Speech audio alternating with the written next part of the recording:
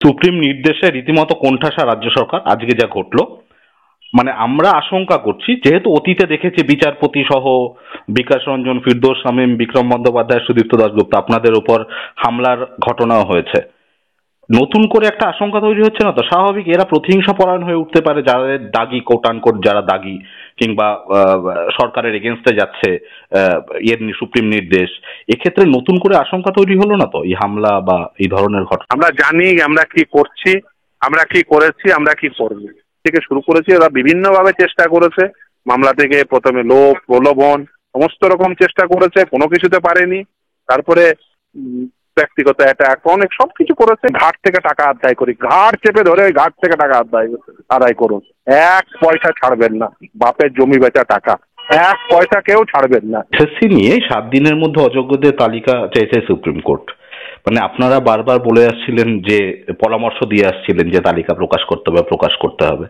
তো আলটিমেটলি সেই নির্দেশই দেওয়া হয়েছে। এবার কি করবে এসএসসি বা মমতা ব্যানার্জি সরকার, কি মনে হয়? দিতেই হবে, না দিলে তার ফল ভোগ করবেন। এই টেন্টেড ক্যান্ডিডেটরা সব অর্থের বিনিময়ে চাকরি পেয়েছে। এবার এই টাকাগুলো কারণ পেয়েছে, এই টাকাগুলো পেয়েছে সব তৃণমূল কংগ্রেসের নেতা নেত্রীরা। মানে সুপ্রিম কোর্ট সাফ জানিয়েছে যে এসএসসি বা সরকারের গাফিলতি, আর তার জন্য বিচার ব্যবস্থাকে অনেকে দোষারোপ করছে। তো দেশের বিচার ব্যবস্থাকে কালিমালিপ্ত করার অধিকার কে দিয়েছে, মমতাকে বা এসএসসি কে?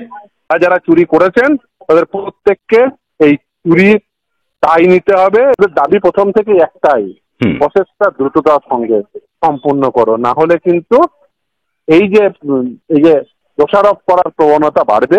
এরা হচ্ছে দাগি, এরা নিয়োগ প্রক্রিয়াটিকে কলুষিত করেছে।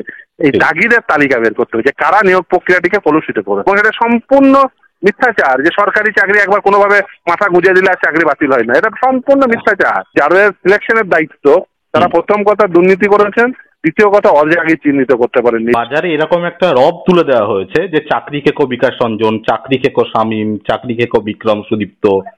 কি বলবেন এটা নিয়ে? তোর দেখবেন যখন ধরা পড়ার মুহূর্ত হয় তখন কি করে বলুন তো, তখন দেখবেন নিজেই চচ্চর বলে চিৎকার করতে শুরু করে, যাতে জনগণকে ডাইভার্ট করে দিতে পারে। Plan A B C D ready. আজকেও তো ছাত্র সমাবেশ হলো, কই সেখানেও তো এটা নিয়ে বিরাট কিছু মানে এই plan A B C D তত্ত্ব শুনতে পেলাম না। এটা তো শুধু এসএসসির ক্ষেত্রে ধরা পড়েছে, আরো অনেক অনেক পাইপলাইনে আছে, যেগুলো আপনি অপেক্ষা করুন, আরো অনেক আছে। এদিকে যোগ্যদের চাকরি না দেওয়া আর একটা ভয়ঙ্কর দুর্নীতি হচ্ছে। যারা যোগ্য যখন ধরা পড়ে গেছে, যারা আরটিআই করে খাতা চেয়েছেন, তখন তাদেরকে এক্সট্রা শেডেড করে তাদেরকে অযোগ্য বানানো হয়েছে।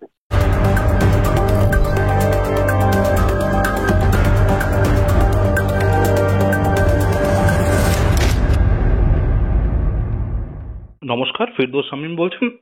হ্যাঁ বলছি। হ্যাঁ স্যার, ওই এসএসসি নিয়ে 7 দিনের মধ্যে অযোগ্যদের তালিকা চাইছে সুপ্রিম কোর্ট। মানে আপনারা বারবার বলে আসছিলেন, যে পরামর্শ দিয়ে আসছিলেন যে তালিকা প্রকাশ করতে হবে, প্রকাশ করতে হবে। তো আলটিমেটলি সেই নির্দেশই দেওয়া হয়েছে। এবার কি করবে এসএসসি বা মমতা ব্যানার্জি সরকার, কি মনে হয়? করতেই হবে, দিতেই হবে, না দিলে তার ফল ভোগ করবেন। দেখুন আগামী 2 তারিখ এই যে কন্টেম্পট মামলার শুনানি, যে কলকাতা হাইকোর্ট যে মামলাটি বলেছিল যে না সুপ্রিম কোর্ট শুনবে, আমরা সেটাকে চ্যালেঞ্জ করেছিলাম। আমরা বলেছি যে কলকাতা হাইকোর্টই শুনবে। সেটা হচ্ছে কন্টেম্পট মামলা, যে এই টাকা ফেরতের বিষয়টি। কারণ এখনো পর্যন্ত টাকা ফেরতের বিষয়টি এখনো পর্যন্ত রাজ্য সরকার তার জন্য কোনো পদক্ষেপ করেননি। আর এই পদক্ষেপটা করবেন না বলেই এরা টেন্টেডের তালিকা দিচ্ছিলেন না। কিন্তু ওরা যে করবেন না, দেব না, এটা বললে তো হয় না। আদালত নির্দেশ দিয়েছে, করতেই হবে। আমরা এটা বলছিলাম, ওরা একটু ডিলে করার চেষ্টা করছিল, ভাবছিল এই করে যদি সময়টা কাটিয়ে দিতে পারি। তার কারণ এরা তো এমনি এমনি চাকরি পায়নি। এই টেন্টেড ক্যান্ডিডেটরা সব অর্থের বিনিময়ে চাকরি পেয়েছে। এরা সব কেউ জমি বিক্রি করেছেন, কেউ বাবার সর্বশেষ যে সম্বল, ধরুন পেনশন যখন রিটায়ার্ড করেছেন, পেনশনের টাকা একসঙ্গে যে গচ্ছিত টাকা পেয়েছেন, সেই সম্বল দিয়ে এরা সব চাকরি কিনেছেন। এবার এই টাকাগুলো কারণ পেয়েছে, এই টাকাগুলো পেয়েছে সব তৃণমূল কংগ্রেসের নেতা নেত্রীরা, সব দালালরা হয়তো 10% পেয়েছে, 90% এইসব 75-25 পোর্শনের যে ভাগ আর কি। 75 যেখানে গেছে সে তো দেখছে একসাথে টাকা ফেরত দিতে হবে। সেই জন্য যতটা ডিলে করা যায় আর কি টাকা ফেরত দেওয়ার ক্ষেত্রে। তার কারণ এরা প্রত্যেকেই সব টাকা আদায় করে নেবে। এই সবাই মমতা বন্দ্যোপাধ্যায়ের যে গ্রুপ এই টাকা পয়সা নিয়েছে, এই গ্রুপের কাছ থেকে টাকা পয়সা এরা আদায় করে নেবে। সেই জন্য তালিকা না দিয়ে ভাবছিলেন যে এই যে এই টাকা দেওয়াটা প্রসেসটাকে একটু লেন্দি করবেন, কিন্তু সেটা হবে না, টাকা এদের ফেরত দিতেই হবে। মাইনের টাকা যখনই ফেরত দিতে হবে, এরা তখন ওই ঘুষের টাকা ফেরত নিতে চলে যাবেন। ফলে ঘুষের টাকা যেখানে দিয়েছেন হুম। সেই গ্রুপের কাছ থেকে নিয়ে নেবেন। 75 যেখানে গেছে জমা হয়েছে সে 75টাও নেবেন, 25 যেখানে জমা হয়েছে সে 25ও নেবেন। ফলে 100% টাকায় যেগুলো ঘুষ হিসাবে দিয়েছিল তারা সব আদায় করে নেবে। স্যার, আর একটা তাৎপর্যপূর্ণ দিক আমি ওই শুনানি শুনছিলাম, সেখানে সুপ্রিম কোর্ট সাফ জানিয়েছে যে এসএসসি বা সরকারের গাফিলতি আর তার জন্য বিচার ব্যবস্থাকে অনেকে দোষারোপ করছে। তো দেশের বিচার ব্যবস্থাকে কালিমালিপ্ত করার অধিকার কে দিয়েছে, মমতাকে বা এসএসসি কে? একদমই দেখুন, কাউকেই কালিমা লিপ্ত করার অধিকার কেউ দেয়নি, কিন্তু তারা এটা নিজেরা দোষ করবেন, নিজেরা চুরি করবেন আর বিচার ব্যবস্থাকে দোষ দেবেন, এটা তো আর হতে পারে না। যারা যারা চুরি করেছেন তাদের প্রত্যেককে এই চুরি দায় নিতে হবে, এবং তাদের প্রত্যেককে এই যে যারা টাকা পয়সা দিয়েছেন, টাকা পয়সা নিয়েছেন, তারা প্রত্যেকেই অভিযুক্ত। যারা টাকা দিয়েছেন তারাও অভিযুক্ত, যারা টাকা নিয়েছেন তারাও অভিযুক্ত, এবং উভয়ের বিরুদ্ধে ব্যবস্থা গ্রহণ করতে হবে। এবং এই সিবিআই এবং ইডি উভয়কেই এই প্রসেসটাকে একটু দ্রুততার সঙ্গে করতে হবে, এটা দীর্ঘায়িত করা যাবে না। আমাদের দাবি প্রথম থেকে একটাই, হুম। প্রসেসটা দ্রুততার সঙ্গে সম্পূর্ণ করো, না হলে কিন্তু এই যে এই যে দোষারোপ করার প্রবণতা বাড়বে। যদি এই দ্রুততার সঙ্গে এই যেগুলো কালপ্রিট সেগুলোকে কাস্টডিতে নিয়ে এই নিয়োগ প্রক্রিয়া যারা যারা দুর্নীতি করেছেন তাদের ট্রায়াল সম্পূর্ণ করিয়ে এই যে শাস্তি দেওয়া যায়, তাহলে এই প্রসেসটা বন্ধ হয়ে যাবে। আচ্ছা, আর স্যার সুপ্রিম কোর্ট যে মানে অযোগ্যদের তালিকা দিতে বলেছে, আমি শুরুতেই অযোগ্য বললাম। বলবেন না, বলুন দাগি। দাগি। মানে হচ্ছে দাগি, অযোগ্য দাগি। কেন হতে যাবে? দাগি, এরা এরা right. যোগ্য হলেও তারা দাগি। ধরুন দাগি। যার মিনিমাম এলিজিবিলিটি ক্রাইটেরিয়া রয়েছে সেই যোগ্য, তার ঠিক। মানে এই নয় যে সে চাকরি পাবে। তারপর অন্যায় যে করে, অন্যায় যে সহে, মানে প্রত্যেক যোগ্য ব্যক্তি সবাই। চাকরি পাবে না। এই যোগ্যদের মধ্যে যোগ্যতররা যারা ওই নিয়োগ প্রক্রিয়ায় 100-র মধ্যে যারা সব থেকে প্রথমের দিকে অবস্থান করবে তারা চাকরি পাবে। এরা হচ্ছে দাগি, এরা এই নিয়োগ প্রক্রিয়াটিকে কলুষিত করেছে। এই ঠিক। দাগিদের তালিকা বের করতে হবে যে কারা নিয়োগ প্রক্রিয়াটিকে কলুষিত করেছে। ঠিক, এই একই পরামর্শ আপনারাও দিয়েছেন, কিন্তু প্রথম থেকে আলটিমেটলি দিয়ে আসছি, এই প্রথম থেকে এই কথাটাই বলে আসছি। দেখুন, আসলে এরা তো কনসিকুয়েন্স বোঝে না। এরা আসলে চুরি করতে করতে, দুর্নীতি করতে করতে এরা এমন পর্যায়ে চলে যায়, এরা কনসিকুয়েন্সটা ভুলে যায়। এরা ভাবে কি বলুন তো, এরা ভাবে যে একবার চুরি করেছি, অতএব এই চুরির বিষয়টি সেদ্ধ, ওটাই আলটিমেট। চুরি করলে এদের মাথায় ঢুকিয়ে দেওয়া হয়েছে, এবং এটা সম্পূর্ণ মিথ্যাচার যে সরকারি চাকরি একবার কোনোভাবে মাথা গুঁজে দিলে আর চাকরি বাতিল হয় না। এটা সম্পূর্ণ মিথ্যাচার, সর্বৈব মিথ্যা কথা। আপনি যদি মেরিটকে কম্প্রোমাইজ করে কাউকে চাকরি দেন, 10 বছর পরেও চাকরি যেতে পারে, যাবে। ঠিক, ঠিক। 15 বছর পরেও চাকরি যাবে, সেটা প্রমাণিত হয়ে গেল। কত হয় এবার, আগে কি হতো, আগে এই পরিমাণ চুরি হতো না, ফলে এর উদাহরণ আপনি খুব বেশি পাবেন না। এখন এই পরিমাণ চুরি হচ্ছে, ধরা পড়ছে, তাই এই 26,000 বাতিল হয়েছে। কিন্তু দিনের শেষে তো 26,000-এর মধ্যে হ্যাঁ, সবাই মানে দাগি, তাই সেরকম ভাবার কোনো কারণ নেই। না, অবশ্যই নিশ্চিত ভাবে কিছু অদাগি রয়েছেন, কিন্তু এই অদাগিদের চিহ্নিত করে দেওয়ার দায়িত্ব কার ছিল? রাজ্য সরকারের, এসএসসি, বোর্ডের। তারা প্রথম কথা, তারা তো দুর্নীতি করেছেনই, উল্টে আরেকটা অপরাধ করেছেন যে তারা অদাগিও চিহ্নিত করতে পারেননি। অর্থাৎ যাদের সিলেকশনের দায়িত্ব, তারা প্রথম কথা দুর্নীতি করেছেন, দ্বিতীয় কথা অদাগি চিহ্নিত করতে পারেননি। এই দুটো দায়ী তাদের নিতে হবে, এবং এই দুটো দায়ী ভার নিয়ে তাদের মানে আমি মনে করি এই বিশেষ করে যারা রাজ্য সরকারে আছেন তাদের উপস্থিতিতে এটা ঘটেছে। একটা সরকার রয়েছে, তারপরে এসব ঘটছে, তার দায় নিতে হবে না? তার দায় নিতে হবে, এবং আমি মনে করি দায় নিয়ে এদের পদত্যাগ করা উচিত। ঠিক, কিন্তু এত কিছুর পরেও মানে বাজারে এরকম একটা রব তুলে দেওয়া হয়েছে যে চাকরি কেকো বিকাশ রঞ্জন, চাকরি কেকো শামীম, চাকরি কেকো বিক্রম সুদীপ্ত। কি বলবেন এটা নিয়ে? দেখুন, এটা হচ্ছে তাদের মানে বেসিক্যালি চুরি করবেন তারা, আর মামলা করলে মানে চাকরি সে করে যাবে। ন্যায়ের পথ দেখালেই হচ্ছে দোষারোপ শুনতে হবে, দেখুন, কালিমালিপ্ত এটা করা এই হবে। দোষারোপে, দেখুন আমি এই দোষারোপ মনে করি কোন চোর, সে তো আর যারা চোর ধরছে তারা আর সাধু বলবে না।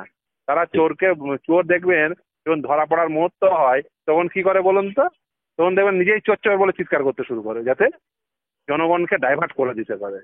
তারা ভাবছে যে আমি ধরা পড়ে যাব, ঠিক আছে। যেমন প্ল্যান এবিসিডি শুনেছিলাম আমরা। এটা চোরের ট্যাকটিস। যেমন প্ল্যান এবিসিডি শুনেছিলাম না কয়েকদিন আগে, মানে যখন প্রথম একদম। এটা হলো প্ল্যান এবিসিডি রেডি, আজকেও তো ছাত্র সমাবেশ হলো, কই সেখানেও তো এটা নিয়ে বিরাট কিছু মানে এই প্ল্যান এবিসিডির তত্ত্ব শুনতে পেলাম না। দেখুন, উনি তো মিথ্যাচার করেছেন, ওনার মিথ্যাচারের এই যে পরিণাম উনি ভোগবেন।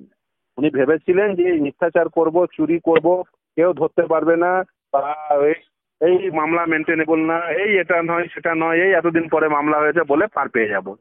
এবং এটা এর আগে আগে করার চেষ্টা করেছেন এবং করেওছেন কিছু ক্ষেত্রে।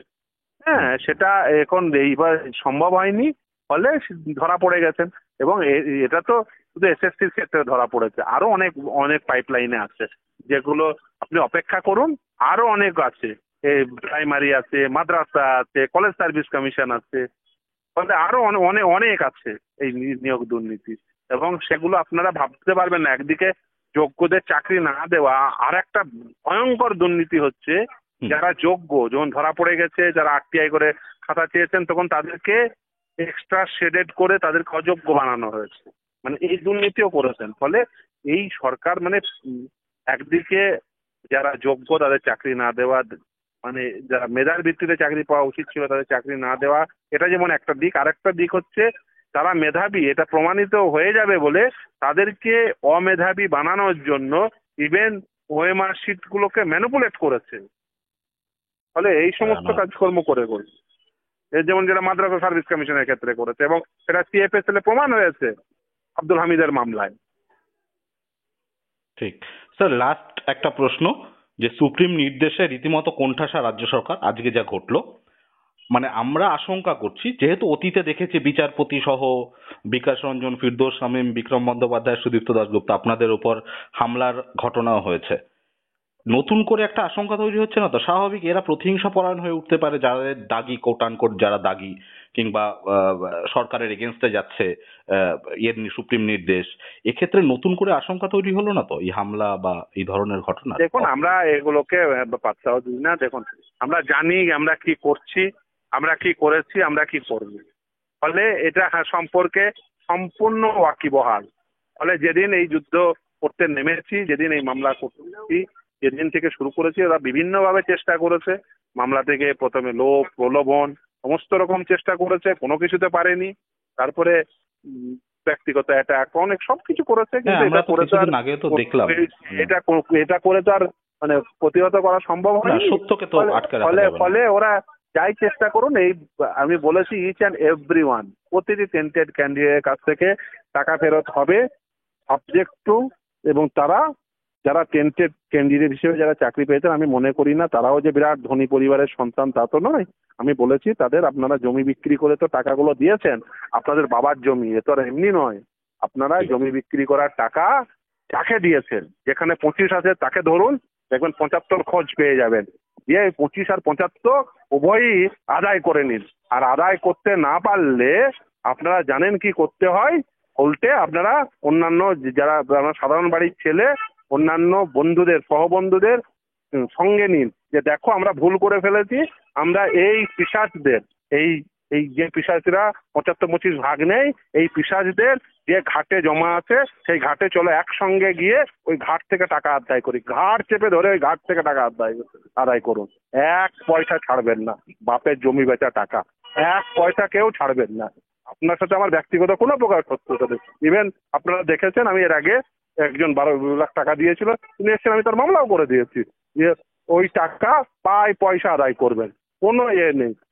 তিনি প্রাইমারিতে টাকা দিয়েছিলেন ওই চাকরি হবে বলে, তিনি আমাকে সব গল্প বলে গেছেন যে কিভাবে এই এই পুরো র্যাকেটটা করে। পরে তার ছেলেকে চাকরি দেওয়া হয়নি, কিন্তু সেই টাকা আদায় হবে। টাকা কেন আদায় হবে না? একদম টাকা আদায় করবেন, ঘাট চেপে ধরে টাকা আদায় করবেন। আপনারা জমি বিক্রি করা টাকা পয়সা, আপনি সাদা খাতার শিক্ষক তো কি হয়েছে, ঘাট চেপে ধরবেন তৃণমূলকে, যাই তৃণমূল নেতাকে দিয়েছেন টাকা আদায় করে নেবেন। আপনার লজ্জা করে আর লুকিয়ে লাভ নেই। তাহলে আপনাদের নাম এমনিই প্রকাশিত হবে তৃণমূল কংগ্রেসের নেতাদের আগে গেলে আগে পাবেন ভিত্তিতে, যাকে যাকে টাকা দিয়েছেন তাদের কাছ থেকে ঘাট চেপে ধরে টাকা আদায় করে নেবেন। না হলে কিন্তু পরে পাবেন না, দেশ ছেড়ে পালিয়ে যাবে এরা। এমনি টাকা অনেক কমিয়েছে, যদি পাঠিয়ে দিতে ঘাট চেপে ধরুন, সব টাকা আদায় করুন। ওকে, অনেক অনেক ধন্যবাদ শামীম স্যার এতক্ষণ সময় দেওয়ার জন্য। ধন্যবাদ।